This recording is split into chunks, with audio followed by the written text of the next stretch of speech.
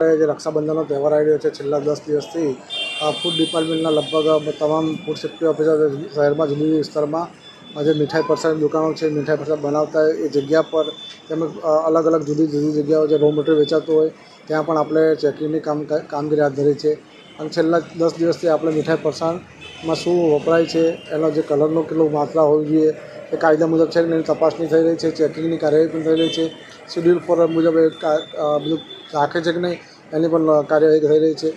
આમ તમામ food safety act અન્વયે ચેકિંગની કાર્યવાહી ચાલુ છે. અત્યારે જે કૃષ્ણમ ફરસાણ છે એમાંથી મીઠાઈમાંથી આપણે મોહનથાળ અને કેસર પેંડા જે છે એના નમૂના લઈ રહ્યા છે.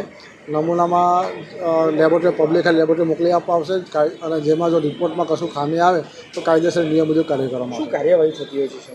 Food safety and standard act મુજબ જો સબ સ્ટાન્ડર્ડ સેમ્પલ આવે તો એને કાયદા મુજબ RSC દંડ કરતા હોય છે અને જો અનસેફ આવે તો એને ડાયરેક્ટ જ કોર્ટમાં કેસ કરીને આગળની કાર્યવાહી કરવામાં આવે છે. અત્યાર સુધી કયા પ્રકારની કાર્યવાહી થઈ છે? અત્યારે તમામ જગ્યાએ નમૂના લેવાની કાર્યવાહી ચાલુ છે. તમામ જગ્યાએથી નમૂના લઈને એને પબ્લિક હેલ્થ લેબોરેટરી મોકલવાની કાર્યવાહી ચાલુ છે. વધુ જ આવી માહિતી માટે જોતા રહો નેતા 5.